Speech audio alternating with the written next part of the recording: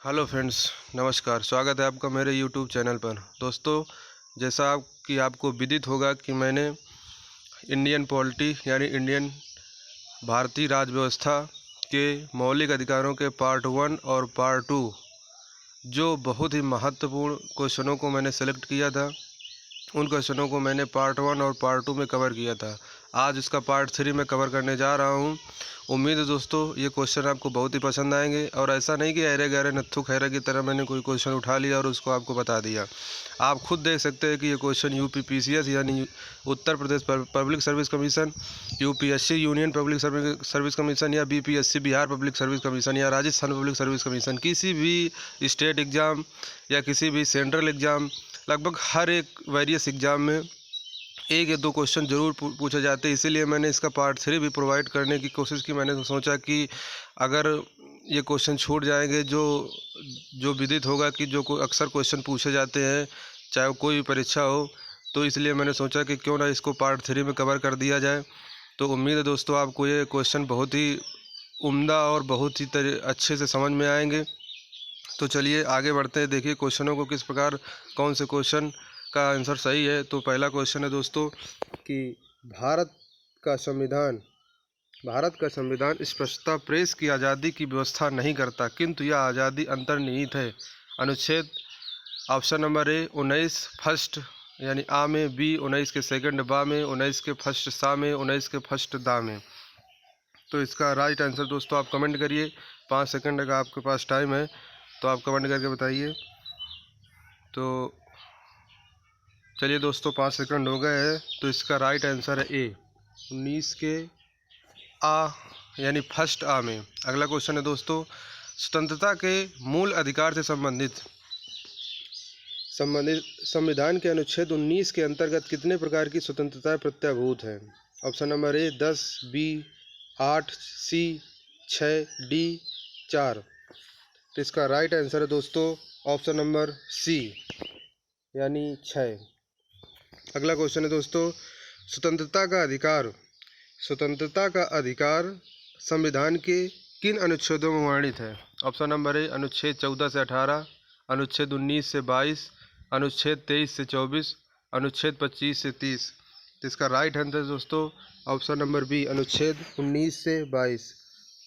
अगला क्वेश्चन, अनुच्छेद 19 में वर्णित स्वतंत्रता निम्नलिखित में से किसको प्राप्त है।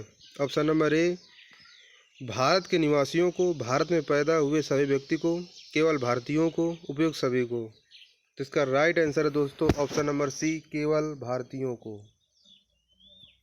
अगला क्वेश्चन, भारतीय संविधान का अनुच्छेद 21 निम्नलिखित में किसके विरुद्ध संरक्षण प्रदान करता है। केवल कार्यपालिका के विरुद्ध, केवल विधायिका के विरुद्ध, केवल न्यायपालिका के विरुद्ध, केवल कार्यपालिका तथा विधायिका दोनों के विरुद्ध। तो इसका जो है आंसर दोस्तों आप कमेंट करके बताइए। आपके पास 5 सेकंड है कि इसका कौन सा ऑप्शन सही होगा। तो इसका राइट ऑप्शन है दोस्तों ऑप्शन नंबर डी कार्यपालिका तथा विधायिका दोनों के विरुद्ध। अगला क्वेश्चन है, भारत के संविधान का निम्नलिखित में से कौन सा अनुच्छेद प्रेस की स्वतंत्रता से संबंधित है। अगला तो इसका ऑप्शन नंबर ए अनुच्छेद 19, अनुच्छेद 20, अनुच्छेद 21, अनुच्छेद 22। तो इसका राइट आंसर है दोस्तों अनुच्छेद 19। अगला क्वेश्चन है दोस्तों, निम्नलिखित में से नागरिकों का स्वतंत्रता संबंधी अधिकार कौन है। हथियार संहिता सभा करने की स्वतंत्रता, सरकार के विरुद्ध षड्यंत्र करने की स्वतंत्रता, भाषण तथा विचार व्यक्त करने की स्वतंत्रता, विदेश में घूमने की स्वतंत्रता। इसका राइट आंसर है दोस्तों भाषण तथा विचार व्यक्त करने की स्वतंत्रता। अगला क्वेश्चन है दोस्तों, प्रेस की स्वतंत्रता किस अधिकार में निहित है। नियमों के समान संरक्षण, भाषण स्वतंत्र, संघ निर्माण की स्वतंत्रता, कार्य और सामग्री सुरक्षा। तो इसका राइट आंसर है दोस्तों भाषण स्वतंत्रता। यानी आप भारत में कहीं भी भाषण स्वतंत्रता के लिए आप उत्तरदायी है, आप कहीं भी स्वतंत्र रूप से भाषण दे सकते हैं। अगला क्वेश्चन है दोस्तों, निम्नलिखित में से कौन मौलिक अधिकार नहीं है। बोलने का अधिकार, व्यवसाय का अधिकार, हड़ताल पर जाने का अधिकार, धर्म का अधिकार। जिसका राइट आंसर है दोस्तों बी व्यवसाय का अधिकार। ये जो है मौलिक अधिकार नहीं है। अगला क्वेश्चन है दोस्तों, भारतीय संविधान का कौन सा अनुच्छेद व्यक्ति के विदेश यात्रा के विरुद्ध व्यक्ति के विदेश यात्रा के अधिकार का वो संरक्षण प्रदान करता है। तो इसका राइट आंसर है दोस्तों ऑप्शन नंबर सी, अनुच्छेद 21। अगला क्वेश्चन है दोस्तों, निम्नलिखित वक्तव्यों पर ध्यान दीजिए। तो देखिए, किसी को राष्ट्रगीत गाने के लिए बाध्य नहीं किया जा सकता क्योंकि इसमें वाक स्वतंत्रता और व्यक्ति के अधिकार का उल्लंघन होगा। इससे अंतःकरण और धर्म के अबाध रूप से आचरण और प्रचार करने की स्वतंत्रता के अधिकार का उल्लंघन होगा।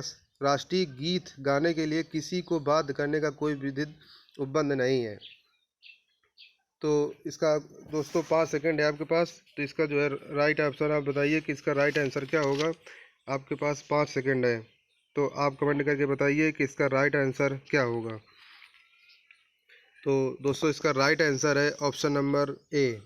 ऑप्शन नंबर ए मतलब 1 और सेकंड सही है। मतलब इससे वाक स्वतंत्र और अभिव्यक्ति के अधिकार का उल्लंघन होगा।